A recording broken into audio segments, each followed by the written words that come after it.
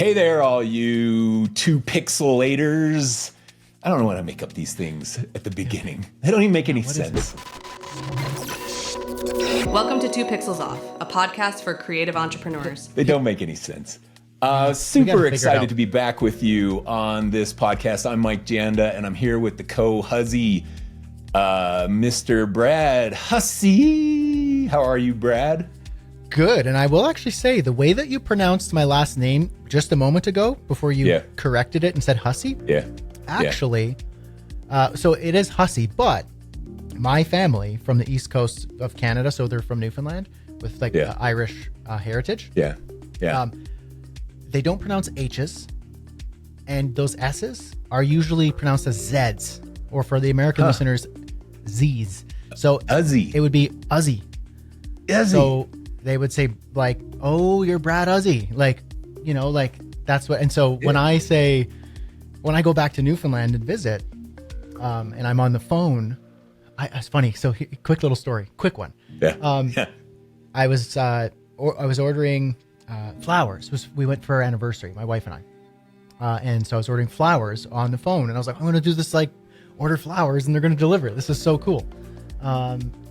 And anyway, they said, okay, like, what's the name? And I said, Brad Hussey. And I was like, you probably know how to spell the last name, because I mean, everybody there, there's so many of Husseys there. And so I was like, oh, you probably know how to spell the last name. And he said, Hussey? You mean Uzzy? And I said, yeah, you know the one. So there you go. Do you know what a Hussey is in American dialect? Like a floozy, like someone who's a little bit on the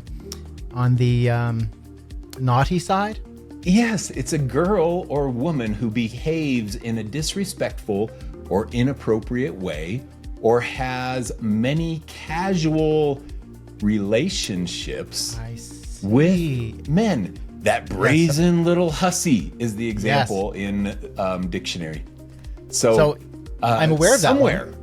Yes, somewhere along the line in your family history, you got something that was so prevalent that they named your entire lineage after one of your ancestors. We don't know who she was. We don't know who she was, but certainly there was someone. It got tied in there somehow. You know, that's so funny, because that is a common understanding or assumption, and it's possible. Like, who knows? I can't go back hundreds of years to fully understand, but I can actually give you a little insight as to what I actually think it comes from. Okay. And I'll give like super abridged version, because I know some people, as soon as you start talking genealogy, they like roll their eyes. We've already lost 17 listeners on this episode. I can tell, just because we're 2 minutes in and we're talking about your last name. But go give us the story.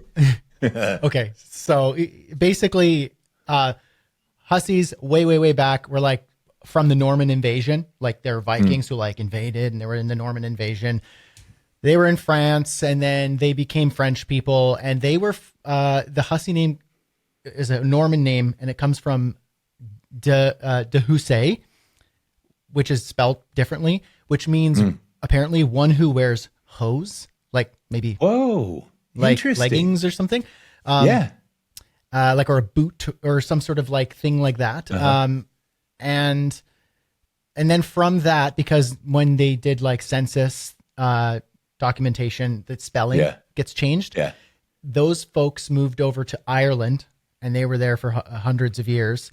And then the spelling became Hussey. And so Hussey's a really common name in Ireland, specifically in like the southwestern part of Ireland. And then those Hussies came over on a boat to Newfoundland, to the New World, to the fishing villages as a part of Ireland's kind of, exploration and sending people over there. And then they stayed, and that's essentially what it was. So, apparently it came from a French name of a different spelling. Interesting. So but who knows? Yeah, interesting. All right. Well, we got the Huss on the call today. We now know so much more about his background and his what's the word? Like his wild great grandmother somewhere back in Ireland, somewhere back in the day, and then Some something Viking about lady. wearing hose and boots and something, because he's always got to tie in the boots with his Canadian stuff. That's true. We got a good episode for you today on the podcast. I hope so. But before we dig in, we're going to shout out Wix Studio, who makes this podcast possible. I think I mentioned this, Brad, a couple episodes ago, but I built a couple landing pages using Wix Studio, and the ease of use was so good. I loved having the email system, the database that collects it, and the ability to email to that database all built into the same engine, and then constructing the forms and embedding them on the page. It was so easy in comparison to what I have typically done over the years, where I have a WordPress site and then I have a ConvertKit, and then I'm getting my code ready in ConvertKit and my forms, and then I'm embedding them, and then I'm testing from one platform to the next. This was just so slick. And so shout out to Wix Studio for building tools like that make your web design easier in every way. Anyway. Yeah. No, I hear you, man. I just wanted to say, a term I came across is software sprawl. And basically what it is the phenomenon of like increasing costs of your subscriptions, because everything's a subscription, and tools usually are specialized. And so you're subscribing to an email tool, a marketing tool, a social tool, a graphics tool. And so you have, I don't know about you, but if I keep track of everything. I got about 18 to 20 monthly subscriptions. I don't check them because I don't want to know. I have so many I don't want to know. I keep track of those numbers down to the dollar. But and it's not a nice feeling. I go, that's too much. That's like a lot. What am I doing? And so it's software sprawl. And so the idea here is that to have a tool that's a little more centralized, where you can eliminate a bunch of those costs, is actually really valuable. And what I find is that Wix Studio is really good at that. Unfortunately for me, I've got a lot of fingers in the cookie jars of these other tools that I'm trying to like eliminate some, but it's a lot of work for me to get rid of them. But for anyone listening who's like, should I sign up for that tool and this tool and this tool? If you're like in the earlier stages, just don't save yourself $800 a month and use Wix Studio. It's got a CRM, it's got project manager, it's got obviously a website builder, like an actual editor. It's got AI tools, like cancel your ChatGPT or your Claude subscriptions. It's got basic video editing for like certain things. Like it's not a video editor by any means, but for like little assets that you want to add to your site, basic photo editing, like Canva style, and graphics. You can create graphics, social graphics, email marketing, automations, Zapier style. And all these get better and better. Like, so it's like you can, all of this software sprawl, you can concentrate into an area. And in the very least, for like a client project who's like, I have this tool, this, you can go, let's just put it in one place. It'll cost them less. You'll look like the boss, and it'll just be easier to manage. So I'm with you on that. I really like that. I'm going to echo on that too, Brad, because you look at the price for a tool like Wix Studio, and when you compare it to the software sprawl, it is significantly less. Now, a lot of people will look at a tool like Wix Studio and say, oh, that hosting cost, that's way too much for hosting a site. It's not just hosting a site. So it's not a fair comparison to compare it to your GoDaddy price to host a website.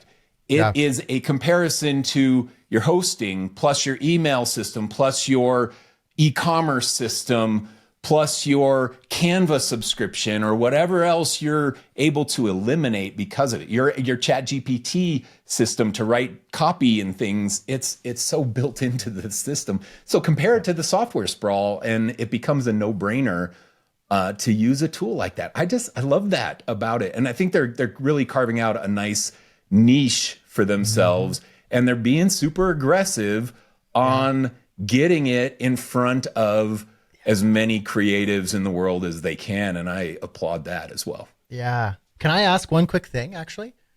Yes. Two things. When's this episode coming out? Is it coming out like in December? December sometime. Yeah. Okay. Yeah. So by the time this comes out, I could say this. But you can cancel your. There's tools out there for sitemaps and creating sitemaps and layouts. I know a couple of them that I use. Reloom is one of them I'm thinking of, but I know that there's others as well. You can cancel that. It's because Wix Studio built into the site. You can generate a sitemap. It's AI powered, as you'd expect. You could put all the details that you want about the business. I tried it this morning, actually, with a potential lead who has a budget that's a little bit lower than I'd like. But I'm like, how can I do this in a day to use their budget? And so I put in their information in this sitemap tool from, the type of business, their tone of voice, description, all the stuff, and the type of features I need. Go 5 minutes, maybe less. It's in the early stages. I have a full visual sitemap with the structure wireframed out with pre-populated wireframe content from home, about, services, products. If I have a membership or you do e-com, thank you pages, terms and conditions, privacy policy, affiliate disclaimers, all of it mapped out. And you could just open up the page and look at it. You can adjust it, or you can go back to the sitemap view and you can rearrange visually, like on the little card, go home, about, feature section, this, and you could just move them on the little widget and then it reflects on the editor. So it's built right in. And it's nuts. When I tried that, I thought that, like, now I could probably, for this client, go, I can work with that budget, but here's how we're going to do it. And we're going to be, we're going to use Wix Studio and we're going to be very templatized and we're going to follow this structure. But I can get you a lot of value for the dollar you're basically saying is your budget. And I think I can, because of that, speed up what my production in that website really fast. So I just think it's nuts. It's nuts. And people are sleeping on it. If you haven't heard of it and you're like, oh, I don't know if I'd use Wix. What about Webflow and Framer? You're like, come on, guys. Like, you're not asking the right question. Try it. Try it. Yeah. That's all I got to say. I agree. Obviously, we're both fans of the product and both use the product, and you use it for client work. I don't do client work anymore, but you use it for client work, and just those efficiencies are just great. Okay, so that was a nice, big, robust shout out to Wix Studio for making this podcast possible. Today, here's what we're going to dig into today. And this kind of leverages off of what Brad's Hussey great-great-great-grandmother started in this conversation, but we're going to dig into Brad and what makes him tick in business. It's going to be a deep dive into Brad's psyche. And no questions are off the table except for the questions that would get him or me canceled in the cancel culture we live in. So we will not be asking any of those risky, naughty questions. And we won't be asking any of those. So if that's the kind of content you want, go see your local quote unquote news channel that will give you plenty of their opinion intermingled with news. So we're not going to do that, but we are going to dig into everything else. So Brad, let's just start by saying, what do you think is your attribute that has provided you with the most amount of success in your business? And let me just highlight Brad. He has freelanced. He's had a successful freelance business for years. He is a great designer. He's technically savvy. He runs a huge community with 3,000 plus people in it. He has a great YouTube channel. Like, Brad is checking the boxes of what a creative career can look like in its fullest success. So you've done so much. Why you? Like, what makes you be that guy that found the success? That's cool. Well, I appreciate that. Those are nice things to say. I'm super nice. You are. I'm super You're nice nice guy. You got that. I think the Canadian is rubbing off on you down there. It is something. Yeah, something. Well, give me a little time. I'll be ripping on Canada soon enough, I'm sure. 5 minutes, give or take 5 minutes. Give me 3 to 5 minutes, and I'm sure. Yeah, I'll give you some material to work with. Okay, that's a great question, and I think if I'm not thinking too hard, my wife said this to me actually, and she's like, I mean this in a good way, but you're not like proud in the negative sense, or the quote unquote sinful sense, where like pride really steeps. And I think a lot of men struggle with pride and not wanting to be wrong and not wanting to be corrected. I don't have that. I can be wrong and I can do something and embarrass myself and be okay with it. Move on. I can try a new thing. I can know that I'm probably not right in trying something. So what I do, I think, is I approach everything with a deep sense of humility. Now confidence, like up the wazoo, but confidence. You've got with confidence humility, out the wazoo. Yeah. Oh, for sure. Like I'm very confident, but it's paired with like a side or a full course, meal of humility versus confidence and pride, which I think,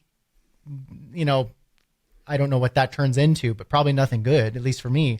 But confidence and humility. So I'm not like sheepishly walking into a situation and being like, I don't know if I'm right. I'll be like, let's do this. Let's fully commit. I got an amazing idea.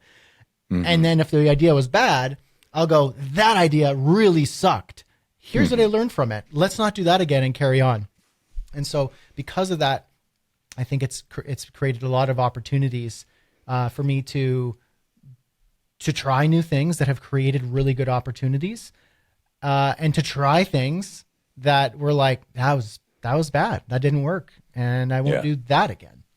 Yeah. But I'm not so prideful that I don't allow myself to see it. Yeah. Okay. I like that answer. I think that's really interesting. On that note, sometimes that pride makes for a successful entrepreneur. You see a Steve Jobs who is so proud and knows he's right and has his vision and doesn't let anybody stand in his way. And one of the things that is at risk for someone who doesn't have that kind of raging pride of a Steve Jobs is they can get pushed around by clients and things, that they can be too nice and too polite and too insecure in their idea or in their business. How do you combat that lack of pride with being stern when you need to be with clients and in your business decisions? And shout out to me, I'm asking good questions right now. So let's keep this going, right? Nice. I shout myself out. Nobody gives me any kudos on this podcast. So I just shout myself out. Hey, shout out to Mike. He's asking good questions. Okay, go ahead, Brad. It's great interviewing me. I did it. I'm so good. I don't have a problem with pride. I think that's You did not display pride in a sinful manner in that moment. No, that's good. I like it. That's a great question. Yeah, because if you approach something with humility and not being overly prideful of something, then you do create an opportunity for somebody to, step in and maybe push you around. But I think the way to combat that is like a security in, like a sense of security in who you are, I suppose. I mean, this is getting real philosophical, but I'm good at standing up for myself.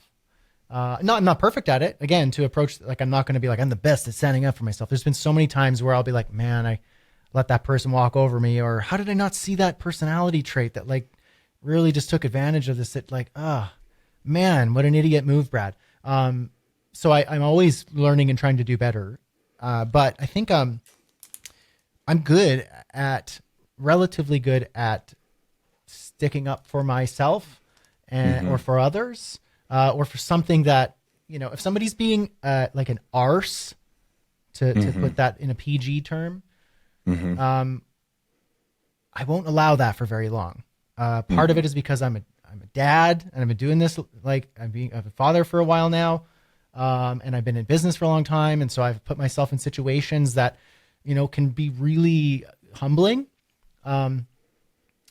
But I've also earned certain stripes, so to speak. Like I've I've earned certain things that I'm like, I can be confident, but humble. And if somebody's a total nut, I will not allow it. So if someone's trying to push me around, I'll go, thanks for your thoughts here, but that's not how we're going to do this. And then it's like, whoa, who's the captain of the ship here? Have you ever had a client walk out on something like that? Not just abruptly, but because of that, being stern and being disciplined in your decision making, they go somewhere else? Disciplined. That's a good word. That's the word I was kind of searching for there. Yeah. There's a discipline there. Kind of. Somebody sent me, it was this is quite a few years ago, but somebody sent me a lead. It was an agency and he had lots of overflow. And he's like, hey, can I send you overflow? And I said, great. Yeah, that'd be awesome. This is like, feels like free business. And again, early stages of freelancing. And, but enough experience to know a little better. And so anyway, he sends me a couple leads and one of them was just a total, he was just like a bully, like trying to bulldoze through me and telling me, here's what we're going to do. And we're going to do this. Great. So-and-so sent me your way. Okay, this is what I need you to do. This is what I need you to do. And so I'm like, hey, what's your budget? And he's like, oh, I mean, like, we'll talk about that later. And I go, well, can you give me an idea? Because you're kind of trying to throw a list at me of things that you need me to do. What are you expecting here? And it was like, $500 to $1,000 or something ridiculous. And so basically in that moment I said, like hell, I'm doing this. So I said to this, did you use those words? Okay. Translate. No. Context, This like is hell, Brad. I'm doing this. Yeah. Yeah. Is subtext. Like if you were to like look at it and I'm speaking in a foreign language, what I'm saying is, so what I said to him was, oh, I know I'm not going to be doing that. That's not going to work for me. Yeah. The captions would have said, like hell, I'm doing that. Yeah. I immediately do went this back all the to time. I'm like raging inside, but I'm like the nicest guy you'll ever meet. Oh, Mike's so nice. Mike's so nice. Inside my head, I'm the freaking Incredible Hulk, ready to just burst and rage. I call mine there's a polar bear, that Canadian. I'm from the subarctic. I got like, I'm like teddy bear on the front, but there's a polar bear ready to eat. Polar bear's so cute, and it'll rip your arm off. Exactly. It'll eat you. So that's kind of how it, I present that in certain situations, like professional, but I'm like, no, it's not going to happen. So anyway, I told him, no, it's not going to work. I'm not doing that. And I said to him, because I knew I needed to nip it in the bud, I won't be working with you. Sorry for the inconvenience. You'll have to find somebody else. And that was it. And he was like, what? Come on. And I just didn't respond. And I told the guy, hey, P.S., don't send me crap like that again. That sort of lead. P.S., you send me leads, caveat, it needs to be a minimum of $10,000 budget. Don't send me your garbage. And he was like, yes, sir. You got it. So in certain scenarios, you can't control how people respond, but if you can take authority over your own decisions, like let people respond the way they're going to respond. You can't control that, but you can control how you conduct yourself. Yeah. Awesome. All right. Here's the next question in the thing. The Hedgehog Concept by Jim Collins, inside the book Good to Great. The Hedgehog Concept. Everybody needs to understand their Hedgehog Concept. And the Hedgehog Concept is based on 3 interlocking circles in a Venn diagram. These circles are, what are you passionate about? And then the other circle is, what can you be the best in the world at? And then the other circle is, how do you monetize it? And when you look at the Venn diagram of these 3 interlocking circles, what's in the center is the thing that you should be doing in your business. So let's go through these circles, Brad, and talk about, what do you love? Like, what are the things that you love in business, in life, in general? What are the things that just get you jazzed up? Yeah, cool. Making By the way, things. Let me just shout out. I'm going to shout myself out again because I'm asking such good questions. Pat on the back for me. It's so good. Nobody's giving me any praise, but I'm rocking this thing. Okay, keep going, Brad. You need to have a little sound bite thing that you press that gives like an applause. It says, "Woo, Mike, you're so cute." That's what it says. Mike, it's like positive affirmations all day long. Yay, Mike, you're so cute. That's great. Right. I love it. What do you love? What do you love? You said baking? Baking things. I love bread. No, I love bread.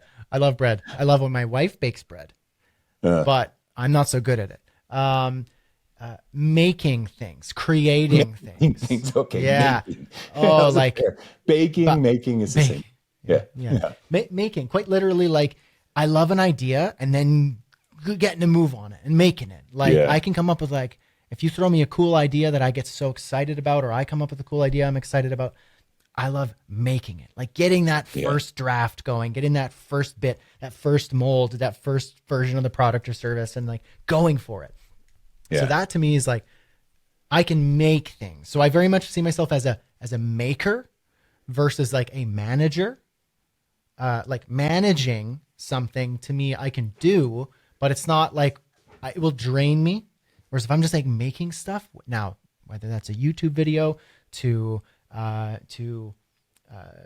some piece of content, or say a podcast, or to your studio and your lighting and your bar that you got, all that kind of stuff. I see it in the equipment that you have, because you're always giving me little nuggets of, oh, you need to get this or you need to get that.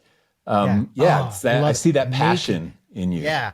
And right down to woodworking. Like I try to make things by hand, or I love building. Like I built a deck at the cabin, and I'm not like a contractor by any means, but I learned being like, how do I do this? And so the making and building and seeing your creation come to life, even if it's imperfect, that to me is like the coolest thing ever. And I could do that for my whole life. What is the thing? I'll just give you a follow-up question on this one. What is something you made as a kid, the first time you remember being like super proud of something you created? What was that memory to you?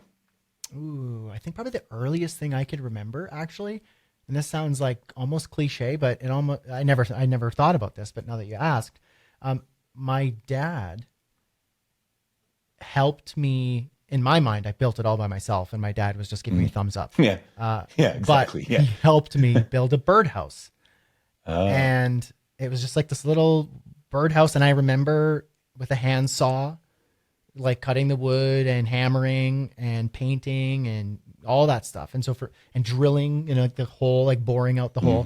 So I remember that stuff. And I remember, I think, thinking it was the coolest thing that like I made such a real grown up, hard to make sort of thing. That was in my mind. It was so, like a source of pride and excitement. And then anytime I made like some sort of art or music, I loved recording music and playing in bands and recording and making sounds and music and that sort of thing. So that would probably be how I'd answer that. Yeah, it's a good answer. All right, let's go on to circle number 2 in the Venn diagram, which is, what can you be the best in the world at? Now, I always translate this when I take people through this exercise. I translate this into, what can you be really, really good at? Not necessarily best in the world, because that's a tall order, but what are you really, really good at? So we know creating things, and then is your love or your passion. And then what are you super good at creating? Ooh. Oh man, I want to be able to like give the right answer, but I'm trying to also just like answer it truthfully, because part of me doesn't know. I'm always open to like exploring and being curious. One of the things that I'm good at, aside from passionate at, is teaching. I think that's something that comes naturally to me. And somebody once, and somebody called me this, I thought it was really cool. I didn't know what it was. I had to look it up.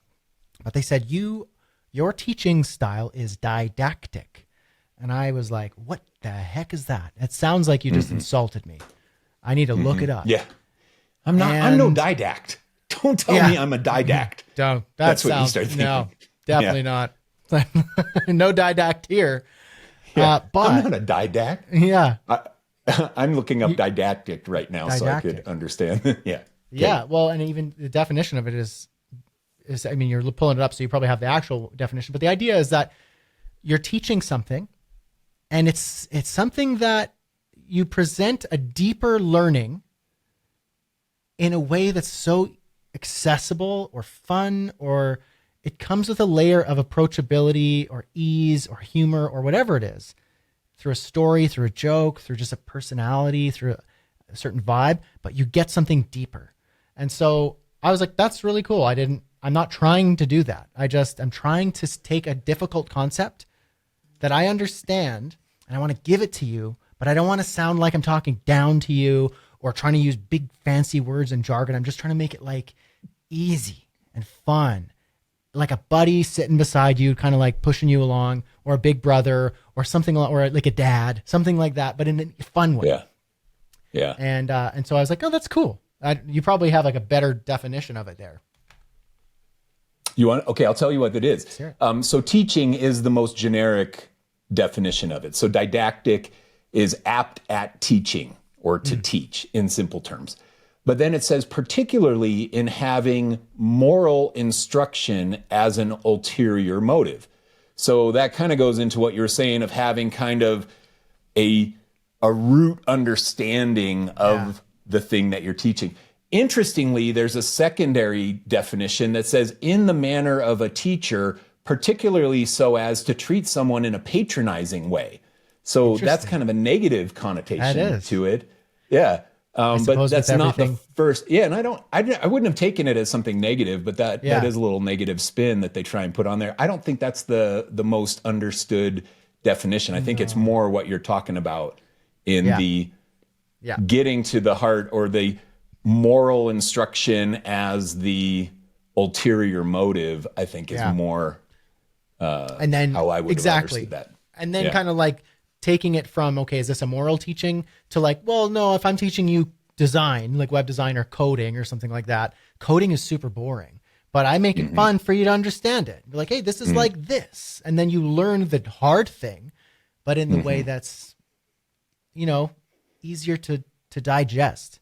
And so I like teaching, and it comes naturally to me in that sort of way. And I think it's resonated, and I have a bit of a track record, with my courses and tutorials and stuff that have done well for me. And it's, I think, because I'm not the best designer, I'm not the best coder, I'm not the best business person, but what I can do is give you me and my version and teach you what I know, everything I know about it. Yeah. And so the passion of like creating and building, blended with that natural sense of teaching in this didactic manner, let's call it. That I don't mean to do. It comes naturally. So I'm just giving you that. Those have worked well. So that would be two of the circles. Well, you know what? You've really laid it out for circle number 3, because circle number 3 is, what is the economic engine that leverages circle number 1 and circle number 2? So you have your passion of creating things and your love or best in the world at level of teaching things. Now, how do you monetize those two things? That's the question for circle number 3. So what's your answer to that? You already listed a couple of those things, but what's your answer? How do you monetize the love of creating and the capability of teaching? How do you monetize that? Oh, that's so cool. It just sets it up. Set them up, knock them down, brother. I know. I'm like sitting here thinking, you know what I'm thinking? I'm thinking Brad is freaking living his Hedgehog concept right now. Congrats, man. But finish answering the question. Yeah, pat yourself on the back, dude. You found your Zen, your Kwan, your Ikigai. Yeah, you found it already. Yeah. Oh, well, that's exciting. What an exciting thing to, because when you're in it, it's hard to see it. But when you put it in, it's hard to see it. Whoa. Yeah. Whoa, that's neat. So, okay, it sets me up perfectly to be a creator in this creator economy, which is online courses, workshops, tutorials, video creation, content creation, So these can be monetized through, so through traffic, you've got ad revenue, affiliate revenue, product revenue. So I sell templates, I sell courses, I sell productized services. So my teaching, I have a community. So there's a creative crew community. So that's in partnership with Wix Studio.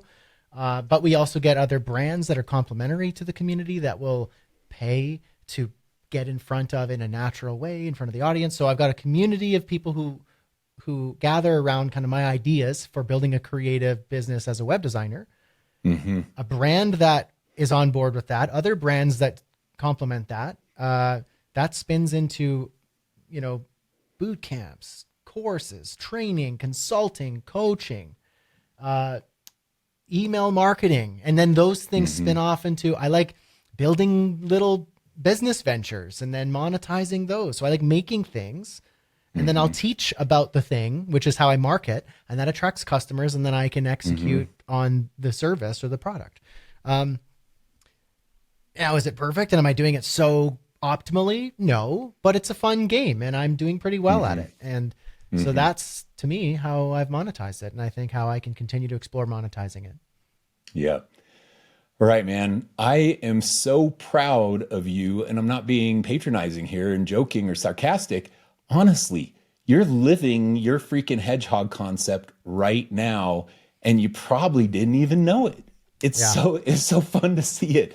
That's cool. I didn't know that was going to be the outcome of this little exercise with you, but I think it's really interesting. You truly are living the dream, as they say. So congrats. It's really, really exciting. And there's no end in sight to it either. I mean, you found it so early in the phases of your career. And where does it go from here? It's unlimited building of influence, opportunity to influence other people and to train people and mentor people up through all of those platforms that you're talking about. I think it's just awesome. So congrats. All right. Cool. Thank you. Let's close this up with a lightning round of questions, because and these are not, they're going to be questions that are not going to get Brad canceled. Some of them hopefully will get him on the fringe of canceled, but we'll find out. So the goal is to not get Brad canceled with the lightning round of questions. I do not know what these questions are going to be, so bear with me as they come lightning fast. So try and give little snippet quick answers to these. Are you ready? Yep. Okay. I'm going to drum roll myself. Okay. I'm like a one-man show on this podcast today. Yeah, you are. Drum rolling myself. Here we go. What's your favorite movie of all time? Oh, Waking Ned Divine. It's an Irish independent film. Oh, that's interesting. It's Okay. Yeah. What's the funniest movie that you find yourself rewatching regularly? Okay. That's going to be Elf, the Christmas movie. Elf. Uh-huh. Yeah. I love Elf. Interesting. Okay. Yeah. First concert you ever went to? Ooh, that would be, what is it? It's an 80s. Air Supply. 80s. I saw Air Supply. Yes. Wham. Wham. Trooper. What? Who? You heard of Trooper?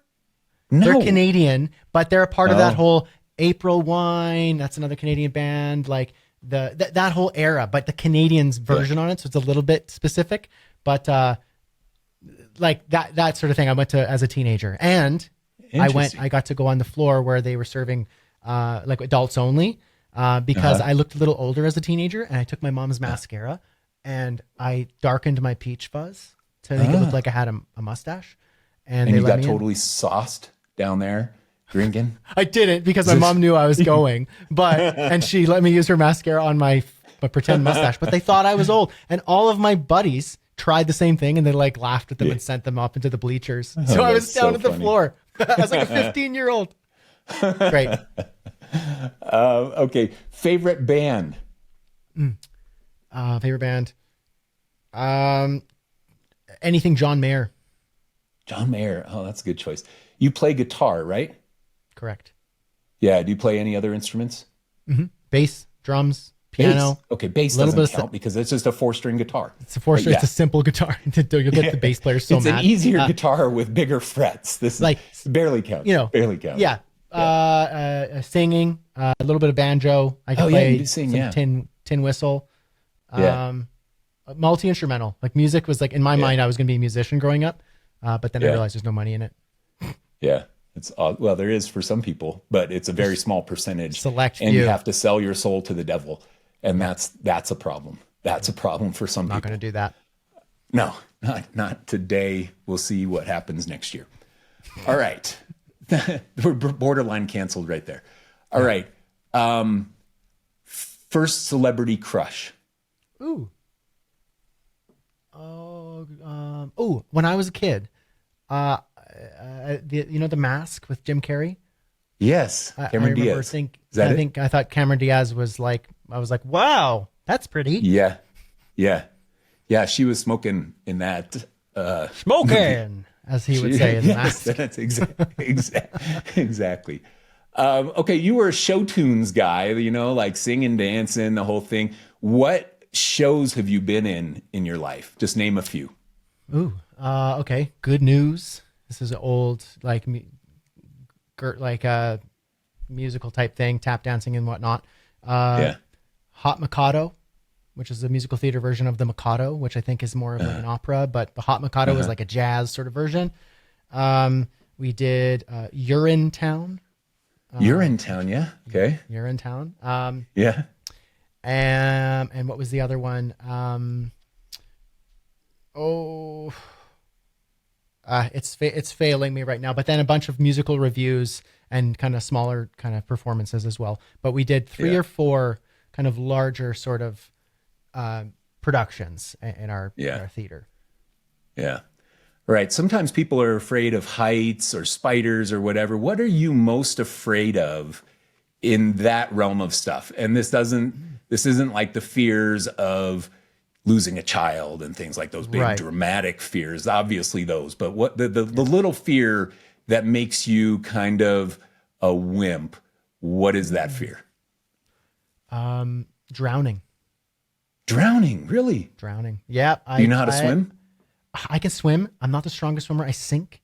I'd like to do swimming lessons. I'm comfortable in water. I love the water, but I'm not the strongest swimmer. I can't stay afloat very well for very long because I sink and I use a lot of. I'm not doing it right. I think. You're flailing. You're flailing. Yeah. I'd rather be on a board. Something that keeps me up. But drowning. I've had a couple not close calls in the real sense, but I've had a couple scares. Through my life that I was like, that terrifies me. Yeah. Interesting. Okay. Yep. Let me give you one more. What should this last one be? What is the thing you're most proud of having done in your life? That moment that you look back on and say, I'm getting somewhere. I like it. That for me would be being a father, a family man. Having a wife and children. That's a good one. 100%. Yeah. Take everything else away. And that to me is my greatest accomplishment, getting to do that. Good for you.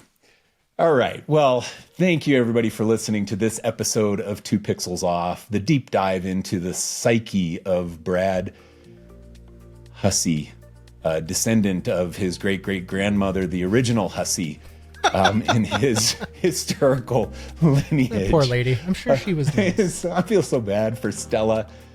She was nice, and everybody seemed to like her in the town. All right, I got to dial it down a notch. She's going to be waiting for me on the other side. She's going to be waiting for me. Have a word or two. So thank you, everybody, for listening to this episode of 2 Pixels Off. Hopefully you got a couple little nuggets. Go find your hedgehog concept. I think that's the takeaway I would give you.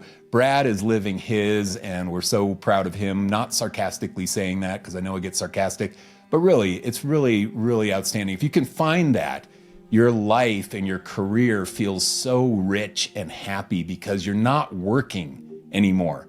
You're getting up to do the thing that you love, and you're getting paid for it. And if you can find that little hedgehog concept, it will help you do that very thing. All right. Shout out to Wix Studio. Thank you for making this podcast possible. And we will see all of you pixels in the next episode of TPO.